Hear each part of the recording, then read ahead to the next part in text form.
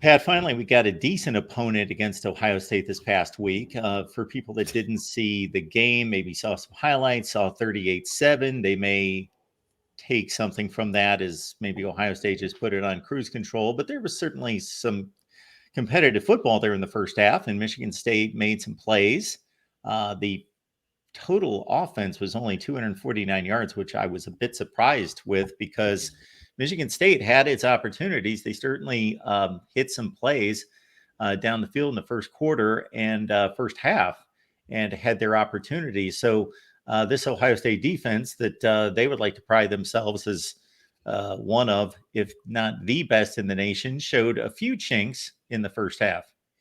Mark, when you say maybe people didn't watch the game, are you suggesting that not everyone tuned into that incredible Peacock broadcast that was Saturday night?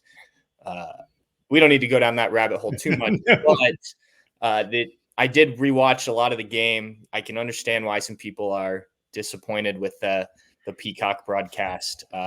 It is not the finest one. But anyway, speaking of not the finest, Ohio State's defense, the first half was not great. And Jim Knowles today talked about that they've started slow really the last two games, and they have made adjustments, held Michigan State to 60 yards total in the second half. Unlike 2 weeks ago, there was no injury to a quarterback there that could kind of be the justification for a better second half. So I think the positives is that Ohio State can adjust when teams maybe do something that they're not expecting. I think the negative is this has now happened twice to two offenses that Marshall's certainly not, a team you would be worried about if you're Ohio State's defense. And maybe that was part of the problem. And then Michigan State, it's an offense with a young quarterback who can make some throws, but isn't perfect. He did get two receivers back last week, which certainly helped matters. But I do think this defense needs to start getting off to faster starts. I mean, they were able to end the only two Michigan State drives that really moved the ball. Both of them ended in fumbles in the red zone. So opportunistic by Ohio State. The one scoring drive came after a Will Howard interception that set the ball up at, I think, the 16-yard line. Bad field position for the Buckeye defense there. But yeah, I mean, if you came into the season thinking this was going to be a dominant defense, and look, statistically, they still are, but it has the last 2 weeks probably have you scratching your head a little bit. And maybe as you get into Big Ten play a little bit more here, things kind of ramp up and the defense comes alive earlier. Or maybe this becomes a trend this season with having to sort of figure things out in the first half and adjusting the second.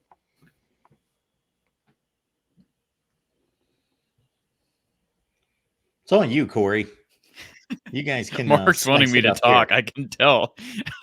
Well, here's the deal. I spent like 2 hours talking with Coach Patterson about this matchup last night. Of course, Coach and I both watched the game Saturday on Peacock. It was not too boring for me to tune into. I'd much rather watch Iowa's next opponent than basically any other game in the schedule. Here's what I take away, and I haven't published my official preview on the channel yet. I'll do that this evening. But you look at the box score, you look at the stat sheet.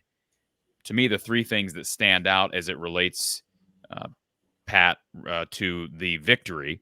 Of course, turnovers, you mentioned those. We'll get back to those and specifically where those turnovers occurred. You mentioned the red zone, killer. And then critical downs, what a difference there. Because some of these stats were one-sided, but they weren't, ridiculously one-sided. Ohio State was, if I did the count right here, 11 of 21 on critical downs. Michigan State was 2 of 10. So quite a differential there. And then just Michigan State's inability to run the football.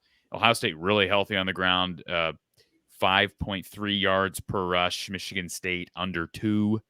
So you would have to think, this is kind of trying to assume Iowa gets a similar Ohio State team this Saturday, that Iowa should be able to compete with those numbers rushing the football. Now, Ohio State's been good against the rush, right? This has been the one test. So that's kind of a small sample size. So against the only quote unquote good a team they've played, they were really good against the rush. Now, I don't know, Mark, you know more about this Michigan State offense than I do. I know Aiden Childs has been really erratic. Have they been able to run the ball on anyone?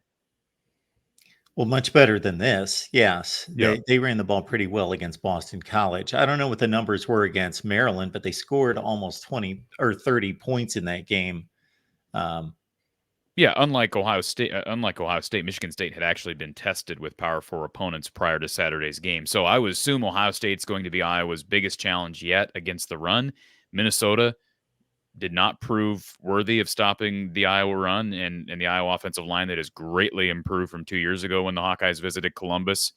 But I think those three categories, turnovers, critical downs, certainly running the football is just a basic element, right, of any Big Ten game, especially an Iowa game. If Iowa goes out there and can't run, it's almost impossible for them to win this game because they're not going to be able to open things up with the pass. I would be very surprised. I guess never say never with the new offensive coordinator, but even in the past, like they needed to be able to run the ball like they did in 2017 and then hit a few big plays like they did in 2017 with Hawkinson, with Fant, with Amir Smith-Marset, or whoever's in position to make plays. And I think Iowa, the good news here is having an extra week off.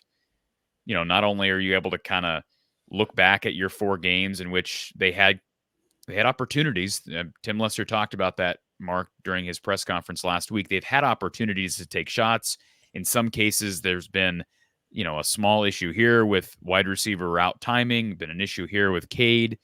We know he missed a wide open Jacob Gill in the corner of the end zone against Iowa State that had he made that throw to a wide open Gill for a 8-yard touchdown, they're 4-0 right now.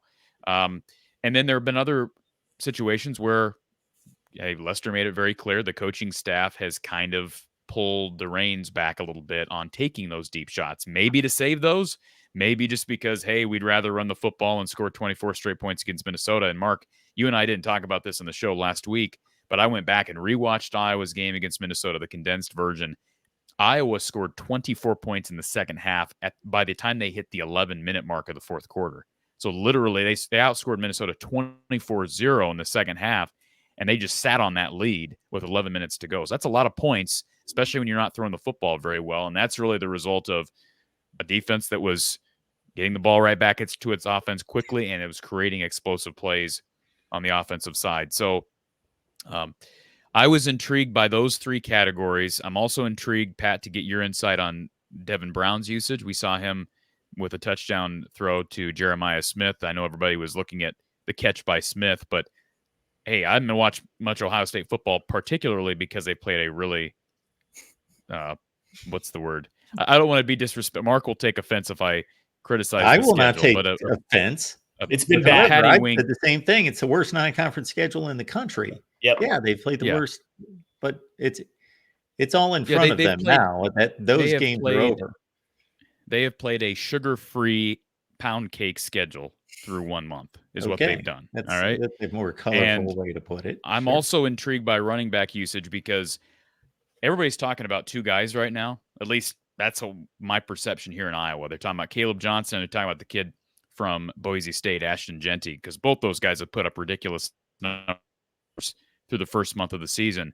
But everybody was talking about the Ohio State running back room. They're just so deep. They use so many guys. I mean, look at the stat sheet from Saturday, and they are really sharing the ball around. It's not like Trevion Henderson is dominating carries. Quinshon Judkins had 11. James Peoples had 10. And then, of course, you had a few carries for the quarterback. So I guess maybe we can start there.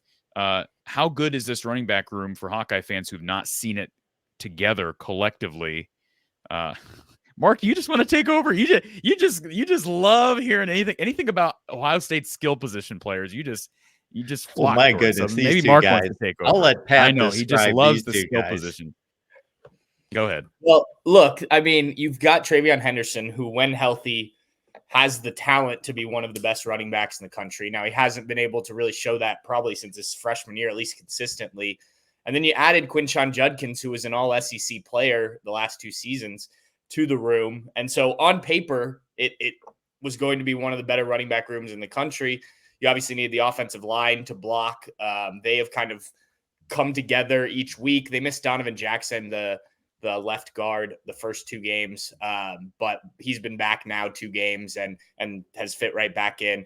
So it's been going well. Now, I will say last week against Michigan State, the Spartans loaded the box and basically dared Ohio State to throw the ball more, and they did. So, it's only 185 yards. Neither running back gets over 70 yards. Neither running back gets in the end zone. But they ran enough to keep things going, keep the play action, though there was less play action than we'd seen in the non-conference from Will Howard. But they ran enough to kind of keep Michigan State's defense honest.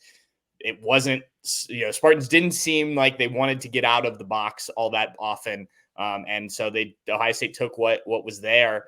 I think it will be interesting to see what Iowa's approach is, right? Do you decide, okay, let's shut down these two running backs as best we can? Or do you focus more on the receivers and hope maybe the offensive line, some of the struggles that you saw in week 1, if you watch Ohio State against Akron, kind of come back up against a better defensive line, and maybe they haven't made the progress on the offensive line that they thought.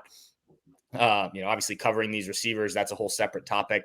But yes, I mean, just, pound for pound, running back for running back, it's, Quinshon Judkins and Travion Henderson, I think would go up with any other duo in the country. And you mentioned James Peoples. A lot of his work came in the fourth quarter when the backups were in the game.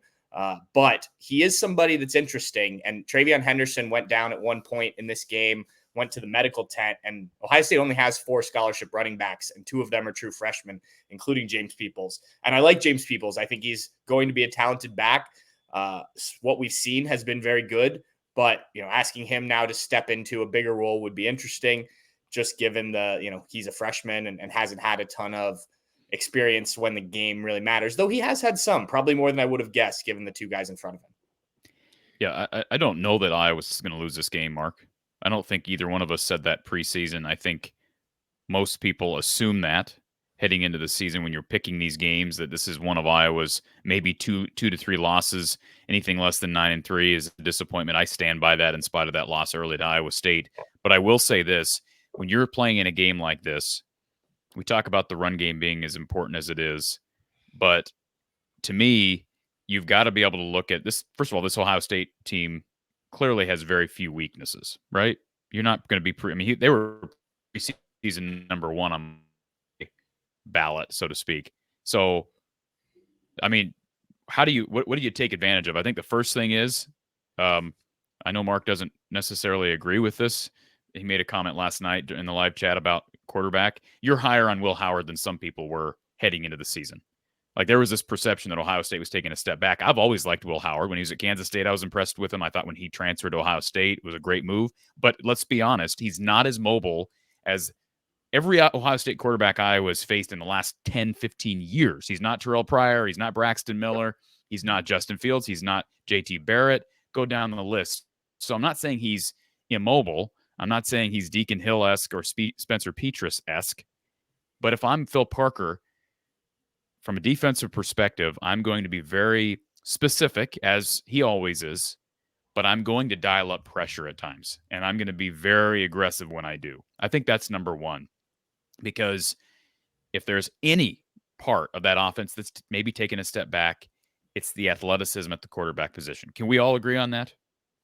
Will Howard is not as athletic as all those guys I just named. Yes or no? Oh, nowhere close. But Okay, the last exactly. guy, CJ Stroud, just I was know he didn't like to run. I get it. strictly a pocket passer unless your name was Georgia and he had to try to win a national championship. That's when he finally got out of the But pocket and made some plays. he I'll didn't make one need to, comment though. about Phil Parker. If I'm Phil Parker, because Pat alluded to possibly gunning up to stop the run, I wouldn't do that if I was Phil Parker. I would trust my defensive line to play even up with Ohio State's offensive line. And there's no Yeah. way I'm exposing my secondary to those receivers. No. I would say we No, can play it they're straight gonna up, sit. and we need to stop your run. For as good as those running backs are, they still need blocking. Correct. They're going to sit back. I'm not advocating for that. They're going to sit back in zone, try to play man on man up front, and figure out a way to at least contain, keep everything in front. That's Phil Parker's style against anybody, frankly, is to keep everything in front. So that fits into personnel against playing against Ohio State. What I'm saying is I think they have to be real aggressive when they do bring pressure, because I think they can have a chance to maybe make it count against this quarterback. And even, you brought up CJ Stroud not being a runner and choosing not to run. He was still always a threat to run. I think people that game planned him against him, watched him play, knew he can run if he needs to. He was not immobile. Will Howard does not make me. Will Howard is he's more athletic and more mobile than Cade McNamara, but he's not some dual threat guy. That's my point. So I'm just saying, be pointed and be aggressive when you do decide to bring pressure. And if they can get pressure with their front four, that's just icing on the cake, right? If they can get pressure with Deontay Craig and Brian Allen Jr. and Aaron Graves, great. But I do think what you said is fair. You're going to have to, especially you don't want to put your other cornerback who has struggled at times this year, whether it be Deshaun Lee or TJ Hall or John Nestor on an island against one of the two, All-American receivers, Ibuka or Smith. I mean, I just don't think you do that. I think that'd be suicide in a sense against this team. I guess my overall takeaways from Saturday's game, and I mentioned it last night, I don't have any problem saying this. I'm just being honest. I was not as impressed with Ohio State on Saturday as I expected to be. Michigan State turned the ball over 3 times in the red zone. 3 times, if you count a turnover on downs. That's a lot of self-inflicted wounds. Now, I'm not saying you don't give any credit to Ohio State for forcing fumbles or, obviously stopping a team on 4th and 1, but those are self-inflicted wounds. 38-7, yeah, that looks dominant, and the stats are still one-sided. But this is a first-year head coach at Michigan State, and I think a team that we can all probably expect to finish lower half of the Big Ten.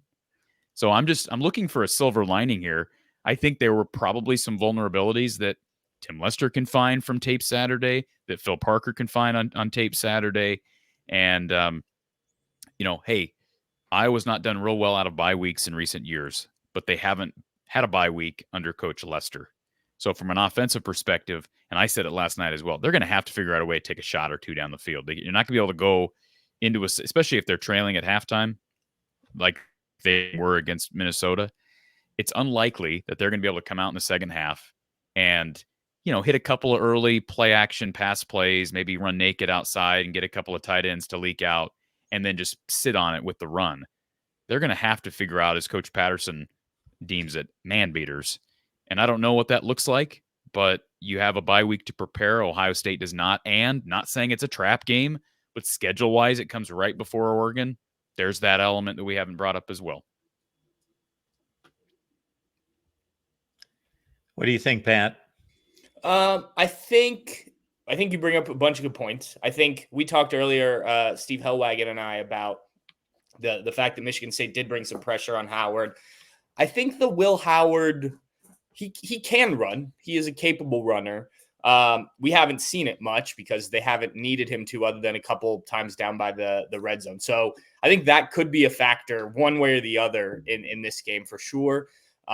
I think what you guys both said about if you can get pressure with 4 guys against Ohio State, you're creating success that way. That gives the secondary more bodies back there to help cover. And, be it whether that's on the quarterback or getting tackles in the backfield or at least slowing down these running backs in the backfield. Obviously, that would be huge for the Hawkeyes. Look, the Buckeyes haven't faced a defense like this, not even close. I mean, Michigan State was the best defense they've faced, and that's not the same as this Phil Parker defense. So this will tell us a lot about an Ohio State offense that has put up good numbers this season, but again, it hasn't really been tested. And then I think on the other side, we've touched on Caleb Johnson. Ohio State hasn't faced a running back like this. Let's be honest. Michigan State has a 2-headed monster. They are solid, but not as talented as this guy. So how do you handle that? I don't think Ohio State fears the passing game, but I also think you have to be aware of, putting too much into stopping Caleb Johnson and then, a big play over your head or something like that. I think it's good from a Buckeye perspective that, at least statistically, a guy like Caleb Downs had sort of a breakout game, so to speak. I think Caleb Downs has played well in each game. He just hasn't had the stats that he did at Alabama. Just before you play a game where he may be relied upon to help in coverage, but also come up and help stop the run. The linebackers for Ohio State have been mistake prone. Cody Simon has missed some tackles this season at middle linebacker. Sonny Styles has been a topic the last couple of weeks because he seems to get either attacking the wrong gap or filling the wrong gap, I should say, or just kind of getting lost in decision making. There was a play, actually it was a play that resulted in one of those fumbles where the tight end had an option route and Sonny Styles just ended up flat-footed and was then 2 yards behind the tight end in the Michigan State game. So I think those are areas that teams have identified to target Ohio State. And I think Iowa certainly will do the same. Tight end play, as you brought up earlier, has been a factor in this series.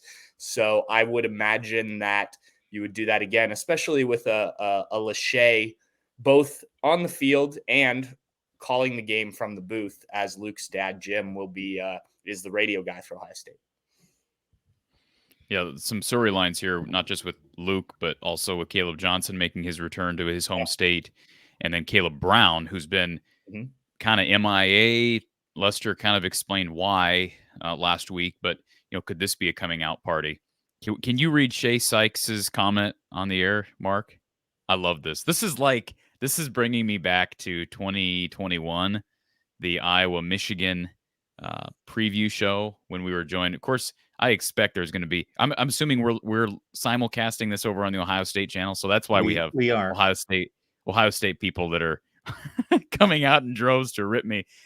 So again, opposing fan bases never like when I give any indicators that might be to Iowa's advantage. Like everything that I just outlined, I haven't even made a score prediction yet. And you gonna pull this comment up, Mark? I can't find it. I don't know. Here, I'll put it up on the screen for you. You just read it. Can you read it from start to finish? Here we go. I want you to read this. Come on, Shay. This Iowa nerd is in for a rude awakening Saturday. You weren't impressed with us versus Michigan State? Well, prepare for your spanking Saturday. Incoming reality check. I'm ready for my spanking, Shay. Just please hope that's not you that's giving it to me. So, hey, look, they may come out there and boat race Iowa. That's possible. I think if we get the Michigan State or the Ohio State the last 2 weeks, which may or may not happen, I think Iowa competes, and I think they're within reaching distance heading into the fourth. But I do believe that Ohio State's got another gear that we haven't seen yet. I mean, I just think the talent on paper would tell you that that's the case. I just don't know whether or not we're going to see that Saturday. We may, but I mean, that was a really talented 2017 team, and Iowa won by 30 plus. I'm not saying it's as good as this team. Believe me, I know the talent ratings would probably say otherwise. And that game was at home for Iowa. But I do think the way to win this game, ultimately, we outlined a bunch of keys or storylines to follow, if you will. But I think what you said earlier, Pat, Ohio State has no reason to fear the Iowa passing game. They don't. They don't have any reason to fear it at all. They shouldn't fear it. But I think that's ultimately the only real route to victory, in addition to doing all the things we talked about. And really, it starts with not giving up big plays. That's hard to do against Ohio State, maybe harder to do against that team than any other team in the country. Not giving up big plays, winning on turnovers, not just being even, but winning on turnovers, being competitive with critical downs, and hopefully, I would hope you can at least break even or be close on the ground. Again, tall task because that's a loaded running back room, but Iowa's proven to be really effective on the ground as well. But I think the only way Iowa really breaks through and finds a way to win is that they can hit a couple of plays. And if I'm Ohio State, Mark, this may be sort of reverse logic, but I almost think it would be in Ohio State's best interest to not go all out against Caleb Johnson, because it seems like that's the one thing they have to fear. So like, we need to load up on Caleb Johnson and figure out a way to slow him down. I don't know that just a Caleb Johnson-led offense on Saturday is going to be enough to get it done against Ohio State. I think you're going to need something in the passing game. So why load up on Caleb Johnson? I go back to, basketball is a great analogy for this. There are games, and I'm a big Mavs fan. You watched Luka Doncic. I remember he scored like 80 against the Hawks last year, and that game still came down to the wire. Sometimes you just got to let a guy get his and try to make sure everything else is sealed tight. And I almost wonder if it's in Ohio State's best interest to kind of just play a little safer on defense. Not because Iowa's passing game has given them any reason to be fearful, but you don't want to become overconfident, especially since this is a new offense and they've had a bye week to prepare. Yeah, and another thing we haven't touched on, you sort of touched on, I guess, is that you have that Oregon game coming, right? So if you are, let's say, Chip Kelly, and you're deciding, okay, how much do we need to really throw out in this game instead of saving some things that may come up in the Oregon game, excuse me, the week before. And Chip Kelly has been asked about the playbook and how much has been seen a couple times this year. And it's kind of like, well, we don't hold anything back. It just depends on the opponent. And obviously Iowa's defense, Oregon's defense, very different. So maybe you attack them differently and that doesn't matter. But I do wonder, we've seen little bits of the Chip Kelly offense kind of each week, sort of wrinkles that he's pulled out. Do you do more of that now in a game where, you are playing the best defense you've faced, maybe the best defense you'll face this season until maybe Michigan, if then. So I'm certainly going to keep an eye on what is Chip Kelly willing to show, knowing that maybe he doesn't have to show a ton, but can still, get the job done, as opposed to in a week from now in Oregon, do you want that already on film type of thing? It'll be an interesting chess game in his own head about how far you want to go with some of the different things, the wrinkles that they can pull out.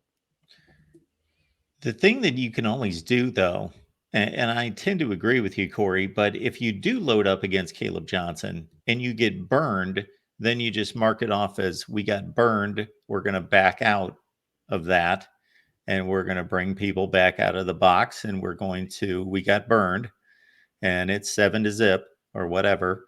And we're going to play it more straight now because they proved that they could make that play.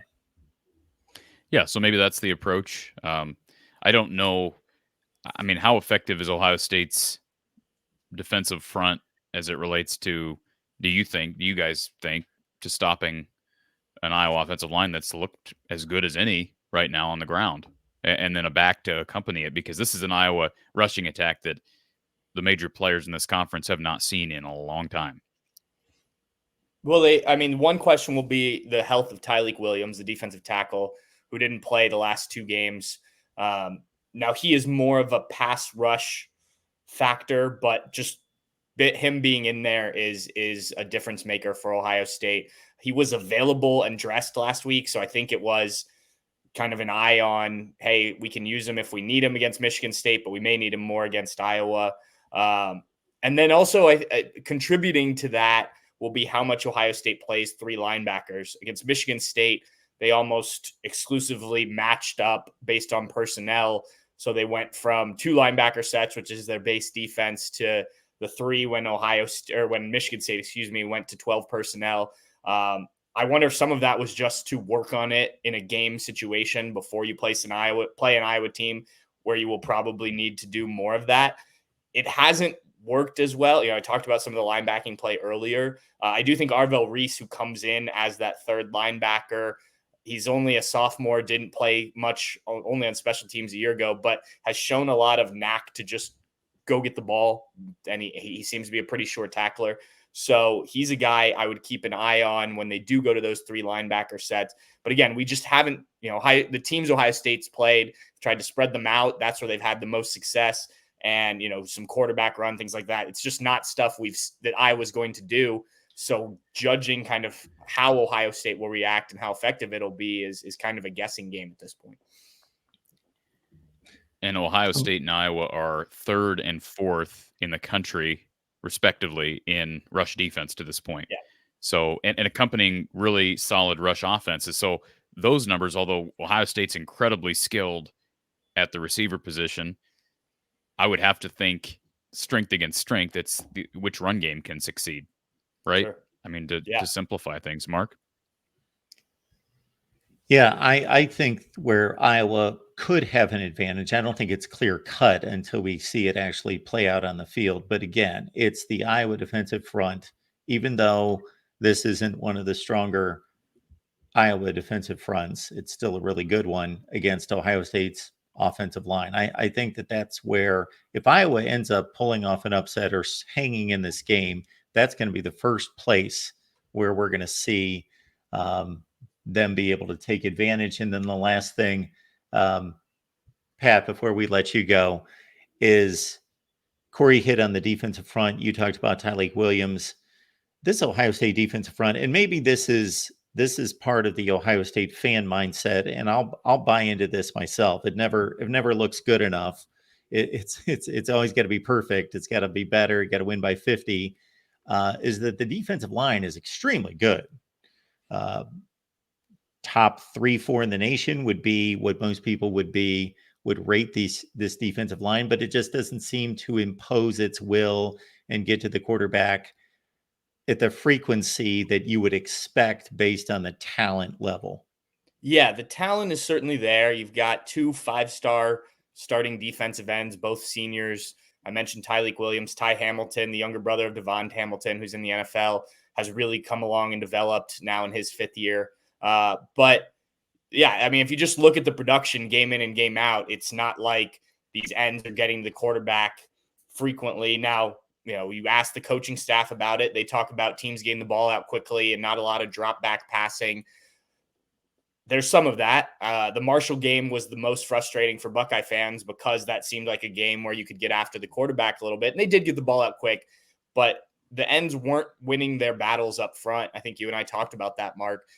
Just consistently like you'd expect against a Big Ten team playing a Sun Belt team.